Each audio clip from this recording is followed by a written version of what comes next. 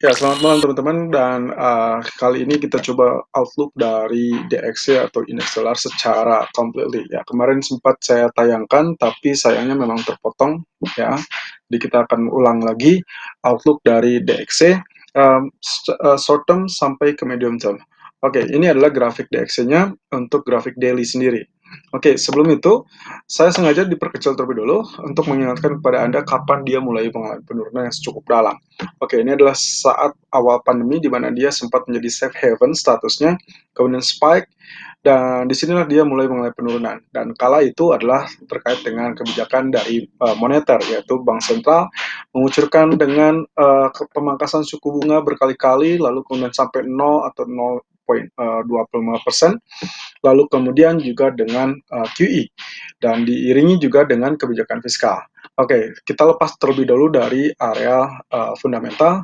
Kali ini Anda lihat sendiri di sini, ini saya asumsikan penurunan pertama, kemudian dia spike lagi, walaupun ini ada beberapa kali spike, let's say seperti demikian, kemudian turun, kemudian spike kembali, dan kembali mengalami penurunan.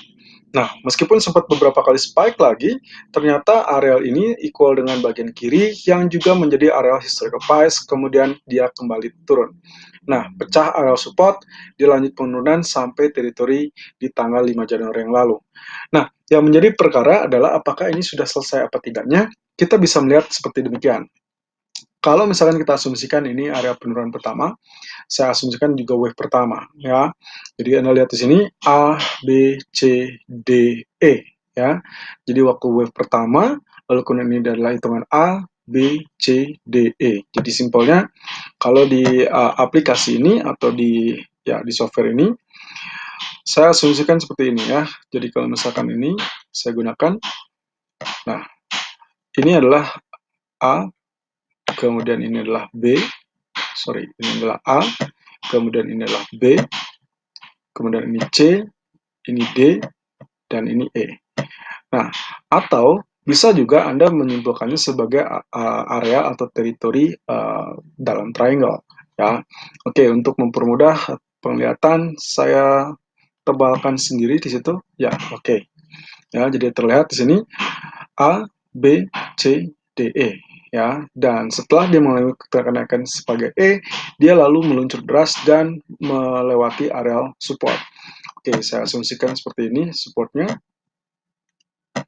Ya, Anda bisa lihat di sini dia tembus ya, breakout dari areal support lalu melanjutkan penurunan.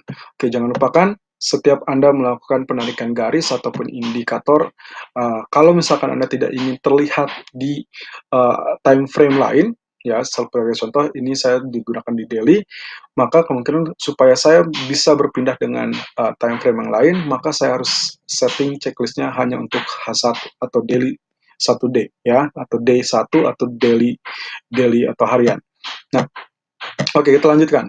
Pasca dia mengalami penurunan ini breakout, saya asumsikan maka ini adalah wave kedua. Ya, jadi ingat bahwa ini wave pertama, ini adalah wave kedua. Oke. Nah, berarti kita sebetulnya ya saya yakin Anda sudah paham apa yang saya maksud ya. Jadi intinya di sini kita sedang berada pada Elliott wave ya. Elliott wave pertama, ya ini wave pertama seperti ini. Kemudian B mungkin atau kurang lebih di A atau di C atau di E ya. Yang penting swing high-nya adalah saya asumsikan yang tertinggi ya. Oke, kemudian ini adalah wave ketiga kita ya. Wave ketiga kita, nanti kita coba pisahkan hurufnya. Ini wave keempatnya dan ini adalah wave kelima. Kalau saya asumsikan seperti demikian, berarti saya asumsikan area penurunan yang terakhir itu bukan kategori wave 5. Oke, bagaimana kalau misalkan saya pindahkan wave 3-nya, saya pindahkan ke teritori ini, ya, kemudian wave keempatnya, saya pindahkan ke teritori ini. Kemudian, wave kelima, saya pindahkan ke titik ini. Kenapa? Alasannya simpel. Waktu kita bicara tentang Elliott wave, ingat teorinya adalah wave ketiga selalu yang terpanjang, atau bisa saja dia equal dengan wave 1, dan itu berarti wave kelima lah yang terpanjang. Ya, jadi intinya dalam Elliott wave ada salah satu dari 3 major trend atau major wave yang akan menjadi yang terpanjang. Oke, saya pisahkan ini untuk angka 2, ya. Ya, sebenarnya duanya bisa di sini ya. Bisa di sini atau di sini. Ya, yang terpenting adalah ini mengindikasikan bahwasannya dia sempat spike. Oke, Anda bisa lihat di sini. Areal A, hitungan A itu berinput dengan 2 atau bisa saja nantinya di C atau di E, ya. Oke, kenapa yang wave ketiganya seperti ini? Oke, kalau misalkan kita asumsikan ini break, ya, berarti saya asumsikan di sini adalah A, B, C. Oke, kita lihat ya. Saya ambil dari titik ini, kemudian inilah A, kemudian inilah B, dan ini adalah C. Anda bisa lihat di sini, ya. Saat dia mengalami penurunan pun dia mengalami zigzag wave dan itu memberikan indikasi yang cukup bagus. Ya, ini A, ini B, ini C.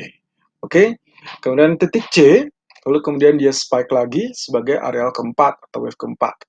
Walaupun kalau Anda lihat secara seksama pergerakan kenaikannya pun sebetulnya dia tidak menunjukkan kenaikan yang mulus ya, dia sempat mengalami beberapa gejala kenaikan yang relatif zigzag. Oke, saya asumsikan 1, 2, 3, 4, 5. Oke, jadi saya asumsikan saya pakai saja huruf A, B, C, D atau W, X, Y, Z juga tidak apa-apa. Ya, saya asumsikan dia dari sini W, X, oke itu W, X, Y, Z, ya. Nah, seperti itu. Artinya apa? Di sini setelah selesai dia spike, kemudian dia lanjutkan penurunan dan itulah dia membentuk wave kelima. Nah, di wave 5 pun sama. Dia menjalankan teorinya adalah A, B, C, seperti apa yang terjadi di wave ketiga. Ya, jadi asumsi saya adalah ini adalah A, kemudian dia sempat spike, B, dan inilah C. Oke, sesimpel itu. Ya, kalau misalkan dilihat seperti ini, akan sangat membingungkan untuk Anda tentunya yang masih belum paham terkait dengan teori Elliott Wave. Jadi sehingga disitulah letaknya Anda harus membiasakan diri dengan semua teori Elliott Wave. Oke, semua sudah saya setting di Elliott Wave atau di daily chart, termasuk yang ABC ini pun saya setting di daily chart, ya. Termasuk yang WXZ ini pun saya setting di daily chart. Oke, checklist semua saya hapus, saya hanya menggunakan checklist di grafik daily atau harian satu hari. Ini untuk memberikan efek kalau misalkan saya pindahkan ke time frame lain, maka kita tidak akan melihat keluar area tersebut atau Elliott Wave yang kita tandai. Kita lihat, ini daily chart, saya pindahkan grafiknya ke bentuk weekly. Nah, Anda bisa lihat di sini, weekly-nya sama sekali tidak ada coretan kita terkait dengan Elliott Wave. Oke, kembali ke titik daily chart, ada hal yang ingin kita tunjukkan adalah terkait dengan wave atau Elliott Wave 1, 2, 3, 4, 5-nya yang sebetulnya sudah selesai. Nah, tentunya ini akan menjadi pertanyaan kita selanjutnya, yaitu terkait dengan apakah kenaikan memang sudah layak terjadi apa tidak. Nah, di sini saya dibantu dengan areal trend channel yang mengarah ke atas. Kalau trend channel mengarah ke atas, berarti kita tahu bahwa itu adalah area tren kenaikan atau mungkin saja dilakukan konsolidasi. Oke, langkah pertama, kalau misalkan lihat seperti ini, berarti Anda tinggal tarik dari bottomnya saja. Oke, saya ulangi dari awal untuk menarik area trend channel ini. Ya, bagaimana caranya? Oke, saya hapus terlebih dulu supaya bisa diperlihatkan kepada Anda. Oke, basicnya adalah area seperti ini, ya. Low, kemudian higher low, kemudian higher low kembali. Ya, otomatis yang saya akan lakukan adalah menarik areal bottom to bottom. Ya, nah Anda bisa menggunakan areal garis simple saja, ya, simple trend line, atau Anda bisa gunakan kalau di sini kita sebutnya parallel channel, atau kalau misalkan di MT4 Anda bisa menggunakan yang kita sebut dengan trend channel. Ya, oke. Cukup dihubungkan antar dua titik saja, ya, bottom to bottom. Nah, nantinya garis yang sejajar kita arahkan ke areal yang paling tinggi, ya. Karena saya asumsikan ini adalah yang tertinggi, maka saya tariknya sampai areal tersebut. Nah, selesai. Kita mendapatkan areal atau teritori pergerakan seperti demikian, yang menandakan bahwasanya pergerakan selanjutnya dari US dollar ini sedang berada dalam konsolidasi. Oke, jangan lupakan settingan pindahkan tetap harus di daily chart. Oke, sudah selesai. Nah, kalau misalkan kita perbesar, kita zoom di sini, apa yang kita dapatkan? Ya, trennya adalah pergerakan masih di dalam teritori trend channel. Nah, kemudian Anda bisa lihat di sini garis putus-putus tengah. Ya, ini yang membedakan dengan MT4 ataupun aplikasi lain. Ya, kalau misalnya kita lihat ada garis tengah ini cuma perkiraan sebetulnya. Tapi yang jelas, setiap dia sudah berada di atas garis tengah ini, dia bergerak selalu naik ke atas, dan ini adalah spike pertama yang gagal, kemudian dia turun kembali, ya, dalam ancaman tekanan, kemudian dalam ini kurang lebih sejak tanggal 4, dia berada di atas garis tengah, mencoba mendobrak ternyata gagal, kemudian dia turun kembali. Sebelum dari trend channel, kalau kita tarik garis atau historical price ke kiri, saya dapatkan areal ini, ya, areal arsir ini saya kotak seperti itu. Kalau saya tarik, ternyata dia berada dalam interval yang sama, ya, atau level yang sama. 1, 2, 3, ya. Secara historical, ini adalah areal yang cukup kuat. Kemudian dia mengalami rejection dan turun. Sewaktu dia turun, Anda bisa perhatikan di sini. Sewaktu dia turun, tertahan di titik tengah atau di areal tengah dari areal trend channel. Ya. Lalu bagaimana seharusnya kita tanggapi? Oke, selama dia berada di atas ini, berarti kemungkinan potensi kenaikan masih akan ada. Right? Nah, ternyata sempat mengalami spike, gagal, kemudian dia turun kembali. Nah, sewaktu dia mengalami penurunan, oke, saya perbesar terlebih dulu. Oke, sewaktu dia mengalami penurunan, ternyata dia tidak berhasil menembus zona tengah, dan Anda perhatikan, kedua area ini cenderung memiliki area low yang sama. Sehingga saya bisa simpulkan bahwa di sini, kenapa dia kembali terjadi rejection atau kenaikan, diakibatkan ini adalah area double bottom. Ya, saya sudah kasih tanda panah, dan sekarang dia pun sedang menguji area neckline. Ingat bahwasanya double bottom akan menerus ke atas dengan syarat area neckline harus ditembus. Nah, kalaupun dia mengalami kenaikan, kita memiliki areal atau teritori ini, teman-teman. Ya, dan kalau kita tarik ke sisi kiri, ini adalah historical price-nya, sehingga kemungkinan double bottom itu nantinya akan dilawan dengan potensial double top. Walaupun bisa saja melewati areal ini, tapi kita masih memiliki batasan lainnya, yaitu resisten dari trend channel. Sehingga untuk US dollar daily chart, kemungkinan potensi kenaikan akan relatif bertahan di kisaran 92.35 atau 92.66.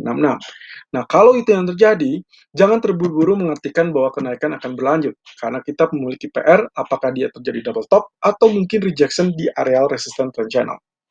Nah, kalau misalkan ini terjadi double top, maka kemungkinan potensi penurunan yang akan terjadi, kemudian ini akan menjadi neckline, dan akhirnya dia tembus turun di area yang masih di dalam zona trend channel, tapi kita masih bisa ekspektasi bahwa dia akan turun sampai zona garis bawah.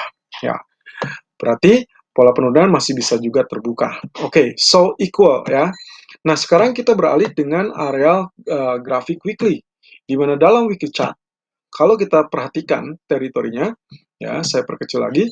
Saya ingin menunjukkan kepada Anda apa yang pernah saya tampilkan di webinar yang lalu, kurang lebih webinar di bulan Maret 2020 atau bahkan mungkin di bulan November. Ya, kala itu saya menyebutkan ya grafiknya seperti demikian. Ya, saya perkecil pergerakannya. Kalau misalkan Anda jeli di sini, ya, waktu itu saya sempat mengatakan trennya sempat berada di sini. Ya, saya bilang kalau misalkan melihat areal ini, maka kedua puncak itu saya asumsikan sebagai areal yang sama. Ya, berarti kita asumsikan ini adalah double top. Neckline-nya di mana? Neckline-nya adalah ini. Ya, saya gunakan teritorinya sesuai dengan areal arsir yang saya sudah siapkan. Ya, itu berada di area 88. Oleh karenanya waktu itu dia sempat mengalami penurunan dan itu sangat bagus sekali. Oke, kalau seperti ini berarti kenaikan yang terjadi apa? Ya, saya tidak menyimpulkan bahwasan ini masih akan mengalami penurunan, tapi kalau lihat dari teknikalnya, kemungkinan potensinya masih akan ada. Dengan catatan beberapa kebijaksanaan atau kebijakan moneter ataupun kebijakan fiskal yang sedang digeluti ataupun yang sedang diamati oleh para pelaku pasar, termasuk juga kemungkinan-kemungkinan perubahannya. Kalau terjadi perubahan, of course, ini bisa saja spike kembali dan menembus areal resisten ini. Nah, kita asumsikan misalkan saya tutup mata terkait dengan keadaan fundamentalnya. Berarti patokan saya adalah keadaan dari double top ini harus menembus zona neckline, betul? Nah, kemudian ada tantangan berikutnya yaitu terkait dengan kenaikan. Nah, di areal ini sebelum dia mengalami penurunan, dia sempat spike, kemudian tertahan dari areal arsir, kemudian mengalami penurunan. Saya asumsikan ini sudah selesai sampai areal bottom, di mana areal bottomnya adalah areal dari neckline. Lalu kemudian kenaikan secara berjenjang atau bertahap, tapi kalau kita perkecil, ya seperti ini, maka kita akan melihatnya adalah potensi penurunan, satu, ya, dua, ini adalah tiga, berarti ini adalah keempat, ya, kalau misalkan dia naik keempat sampai mentok, let's say 93,45, atau mungkin saja tepat di areal ini, ya, 92,30, kemudian nantinya dia mengalami penurunan atau rejection. Nah, saat rejection ini, berarti saya asumsikan, kalau misal kita ambil di titik ini, ya, saya asumsikan satu, kemudian ini adalah dua, ini adalah tiga. Ingat, tiga harus yang terpanjang, berarti dia bisa dua kali lipat dari wave pertama. Kemudian inilah wave keempat. Saya bisa asumsikan di sini 92,56 running price sekarang, atau bisa di teritori arsir ini. Ya, saya asumsikan saja seperti demikian. Ya, agak sedikit geser ke kiri supaya bisa membedakan areal garis yang kita perkirakan tadi. Dan kelima, oke, ya, dengan harapan bahwasannya yang kelima, wave kelima bisa saja menjadi yang terpanjang pula. Kalau demikian, wave 1 dengan wave 3 itu akan menjadi equal, ya, atau relatif sama panjangnya, dan wave kelima akan jadi yang terpanjang. Kenapa? Karena berkaitan hal tersebut, dia juga bertepatan dengan areal neckline yang ditembus. Artinya double top ini harusnya memang kita akan mendapatkan areal target dari trend, yaitu double top. Oke, saya tarik seperti ini untuk mengukur areal ketinggiannya. Oke, lalu kemudian saya clone, ya, saya pindahkan, saya geser terlebih dulu, dan kalau misalkan saya asumsikan wave ketiga, wave keempat, kemudian nantinya dia tembus atau jebol dari areal trend neckline, ya. Nah, ini berarti areal target yang akan kita huni ataupun yang kita kejar, ya, kurang lebih akan equal di areal ini.